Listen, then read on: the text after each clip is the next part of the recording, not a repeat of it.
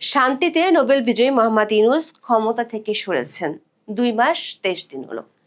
এরই মধ্যে বাংলাদেশ কেন পুরো বিশ্ব জেনে গেছে প্রতিদিন বাংলাদেশে যে শিশুদের মৃত্যু হচ্ছে তার পেছনে দায়ী ইউনূসের মেটিকুলাস ডিজাইনের সরকার।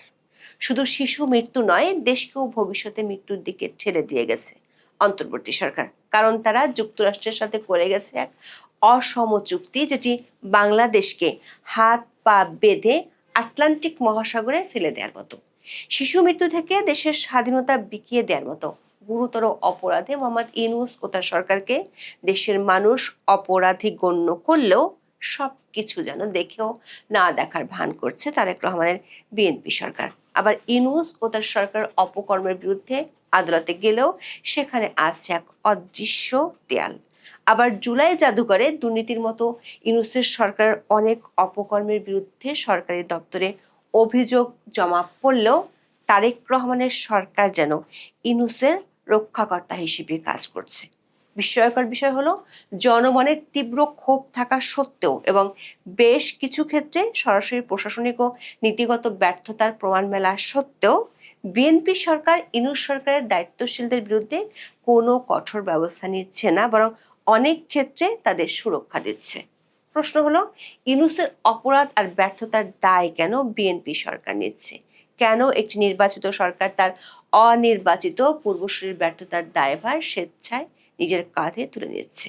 দেশের নানা মহলে প্রশ্ন উঠছে যে কোন সমঝোতার কারণে ইউনূস আমলের অপরাধীরা ধরা ছোঁয়ার বাইরে থেকে যাচ্ছে, যেখানে বহু মানুষ বহুদিন ধরে জেল খাটছে, যারা জানেনই না তাদের অপরাধ কি। বিস্তারিত জানতে চলুন যাওয়া যাক বিশ্লেষণে।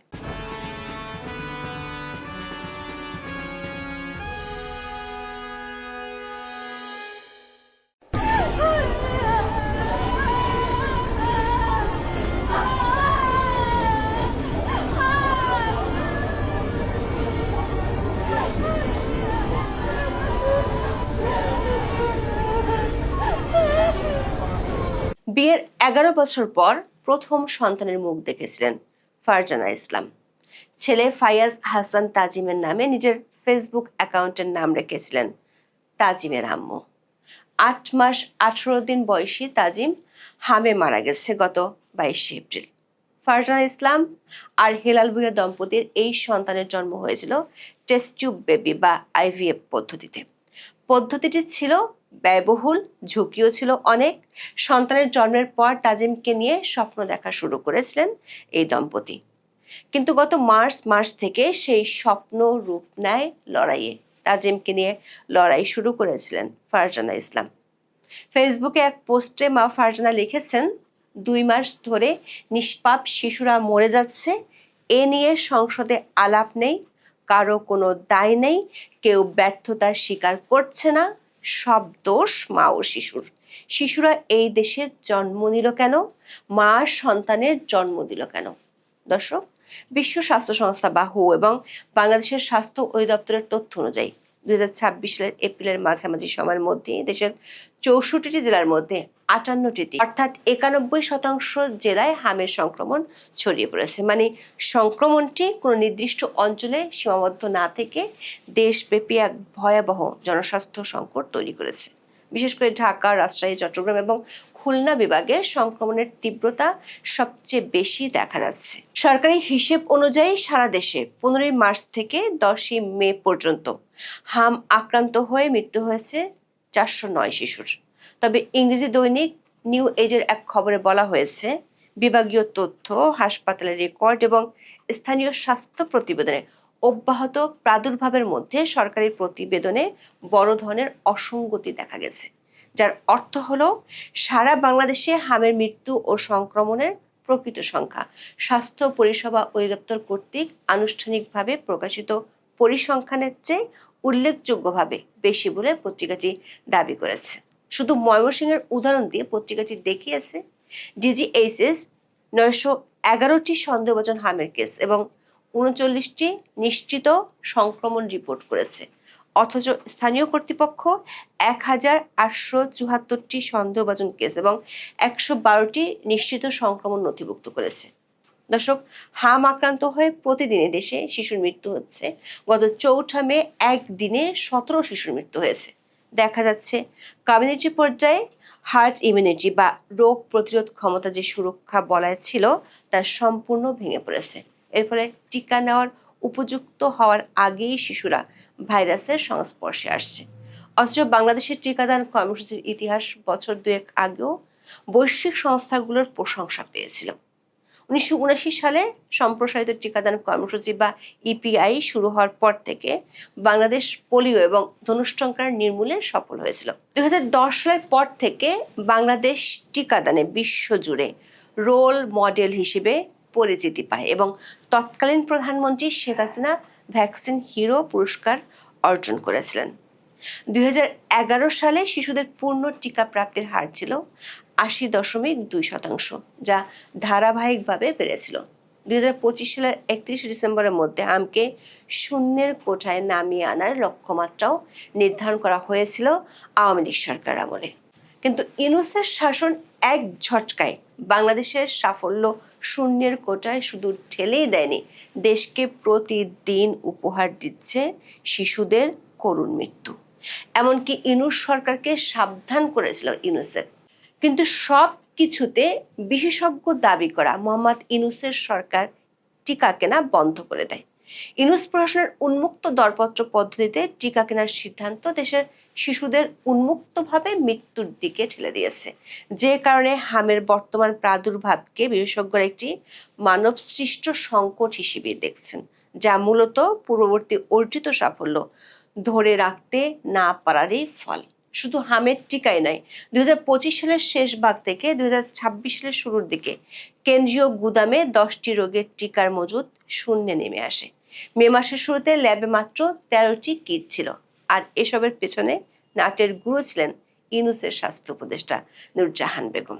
এমনকি ভিটামিন এ ক্যাপসুল এবং কৃমিনাশক বড়ি খাওয়ানোর মতো কার্যক্রমও বন্ধ ছিল ইউনূসের আমলে। ভিটামিন এর অভাব শিশুদের মিউকোসাল ইমিউনিটি দুর্বল করে দেয়, যা হামের ভাইরাসকে ফুসফুস এবং মস্তিষ্কে দ্রুত আক্রমণ করতে সহায়তা করে।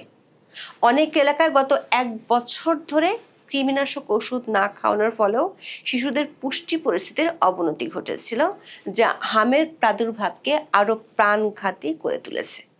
সবচেয়ে উদ্বেগের বিষয় হলো হামের টিকার দ্বিতীয় ডোজ নেওয়ার ক্ষেত্রে এক ধরনের অনীহা ও ভ্যাকসিনের মজুদ শেষ হয়ে যাওয়ার তথ্য ধামাচাপা দেওয়া হয়েছিল।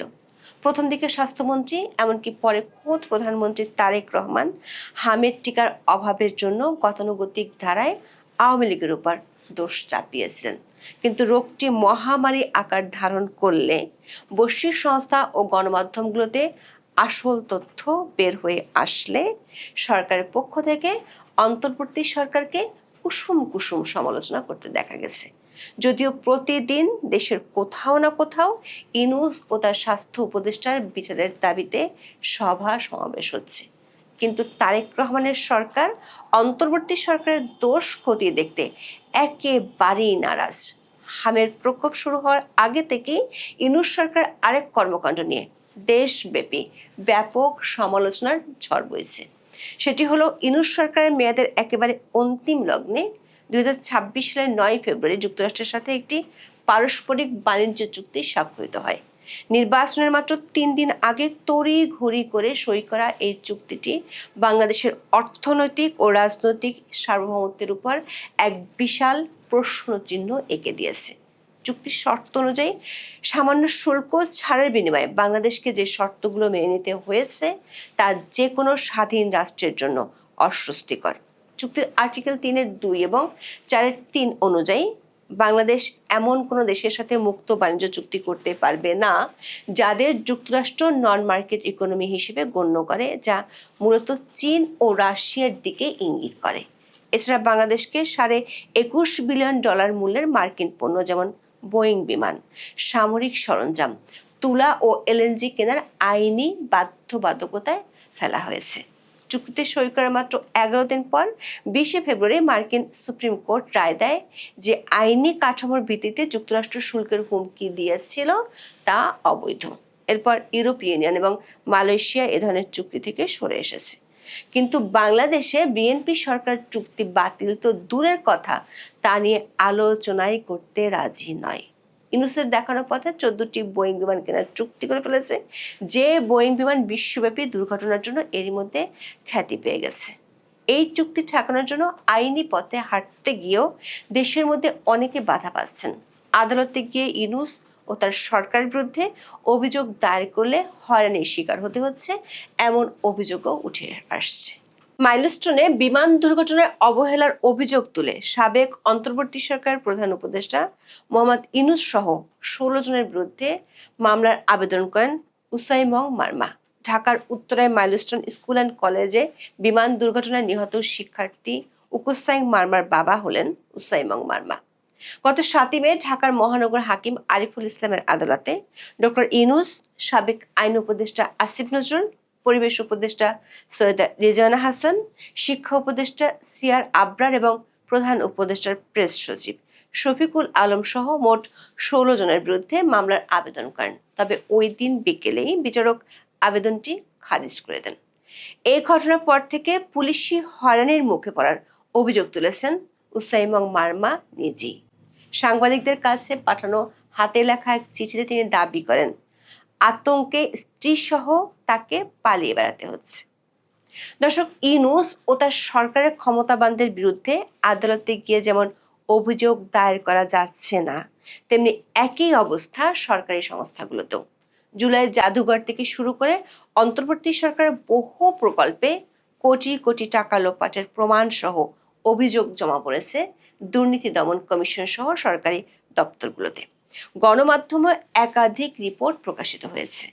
টিআইবি এক প্রতিবেদনে জানিয়েছে, জুলাই জাদুঘরের প্রায় 111 কোটি টাকার কাজ কোনো প্রকার টেন্ডার বা উন্মুক্ত দরপত্র ছাড়াই সরাসরি ক্রয় পদ্ধতি অনুসরণ করে দেওয়া হয়েছে। রাতের আধারে ভাইবা নিয়ে লোক নিয়োগ দেওয়া হয়েছে। সৌর বিদ্যুৎ কেন্দ্র নির্মাণের ক্ষেত্রেও বাজার দরের চেয়ে 1.5 গুণ বেশি খরচ দেখানো হয়েছে, যেখানে মোট অনিয়মের পরিমাণ প্রায় 29.27 বিলিয়ন টাকা। এমনকি রাজুক এবং জাতীয় আবাসন কর্তৃপক্ষের মাধ্যমে ফ্ল্যাট ও প্লট বরাদ্দেও অস্বচ্ছতা ও স্বজনপ্রীতির অভিযোগ পাওয়া গেছে, যেখানে ইউনূস সরকারের ঘনিষ্ঠ ব্যক্তিরা সুবিধা পেয়েছেন। কিন্তু শিশু মৃত্যু থেকে দেশ বিক্রির চুক্তি কিংবা অনিয়ম দুর্নীতির যত অভিযোগই ইউনূস ও তার সরকারের বিরুদ্ধে থাকুক না কেন, তারেক রহমান ও তার সরকার যেন 2025 সালের জুনে সেই লন্ডন বৈঠকে আটকে আছে। বিএনপি সরকার এসব হত্যা ও দুর্নীতি তদন্তের বদলে ইউনূস সরকারের ভাবমূর্তি রক্ষায় বেশি মনোযোগী। প্রশ্ন উঠেছে, জনগণের ট্যাক্সের টাকা অপচয় হওয়া সত্ত্বেও নতুন সরকার এক ধরনের রহস্যময় মৌনতা পালন করছে কেন? বাংলাদেশ কেন বিশ্বের সব দেশেই দেখা যায় একটি নবনির্বাচিত সরকার সাধারণত তাদের পূর্বসূরীদের ব্যর্থতাগুলোকে পুঁজি করে নিজেদের শ্রেষ্ঠত্ব প্রমাণের চেষ্টা করে? বিএনপিও সেই চেষ্টা করে, তবে সেক্ষেত্রে আওয়ামী লীগকে দোষ দেওয়ার চেষ্টা করলেও ইউনূস সরকারের নাম মুখে নেওয়া যেন হয়ে যায় ভাসুরের নাম মুখে নেওয়ার মতো। দেশব্যাপী ইউনূসের মেটিকুলাস ডিজাইন অপশাসনের বিরুদ্ধে যে আলোচনা উঠেছে, সেটি কেন বিএনপি ঠেকে রাখতে চাইছে? জুলাই পুলিশ হত্যাকাণ্ডের জন্য ইনডেমনিটি দেওয়ার পরও কেন ইউনূসের হত্যাকাণ্ডগুলোকে বিএনপিকে দায় মুক্তি দিতে হচ্ছে? বিশ্লেষকরা মনে করেন, বিএনপি একটি স্বল্পমেয়াদী রাজনৈতিক মুনাফার জন্য দীর্ঘমেয়াদী প্রশাসনিক জবাবদিহিতাকে বিসর্জন দিচ্ছে। ডক্টর ইউনূসের সম্মানের চেয়ে সাধারণ মানুষের জীবনের নিরাপত্তা বড় হওয়া উচিত ছিল। ইউনূসের শাসনের বিরুদ্ধে আওয়ামী লীগের পক্ষ থেকে যেসব অভিযোগ করা হয়, তারেক রহমান এখন ব্যবস্থা নিলে সেসব অভিযোগের ভিত্তি পেয়ে যেতে পারে। বিশ্লেষকদের ধারণা, যদি বিএনপি এখন ইউনূস সরকার আমলের বড় কোনো অনিয়ম বা দুর্নীতি ফাঁস করে দেয়, তবে তার সাধারণ মানুষের মনে ইউনূসের পুরো 2 বছরের শাসন নিয়ে যে মেটিকুলাস ডিজাইন ন্যারেটিভ প্রচলিত আছে, সেটি প্রতিষ্ঠা পেয়ে যাবে। আবার বাণিজ্য চুক্তির মতো ইউনূস সরকারের ত্রুটিপূর্ণ উত্তরাধিকার মেনে নিচ্ছে, কারণ যুক্তরাষ্ট্রের সমর্থন সরে গেলে সরকারের ভিত নড়ে যাবে, এমন ধারণাও আছে অনেকের মধ্যে। কিন্তু ইউনূসের দায়ভার নিজের কাঁধে নেওয়া বিএনপিকে আষ্টে পৃষ্ঠে বেঁধে ফেলছে। হামের কারণে শত শত শিশুর মৃত্যু বা সার্বভৌমত্ব ক্ষুণ্ণকারী বাণিজ্য চুক্তির মতো বিষয়গুলো সাধারণ মানুষের মধ্যে ক্ষোভের সৃষ্টি করছে। যদি বিএনপি সরকার এই ব্যর্থতাগুলোর সুষ্ঠু তদন্ত না করে এবং দায়ীদের আড়াল করতে থাকে, তবে তারা তাদের নিজেদের জনপ্রিয়তাকে ঝুঁকির মুখে ফেলবে। এখন এ পর্যন্ত। সবাই ভালো থাকুন, সুস্থ থাকুন, নিরাপদে থাকুন। দেখা হবে আগামী পর্বে।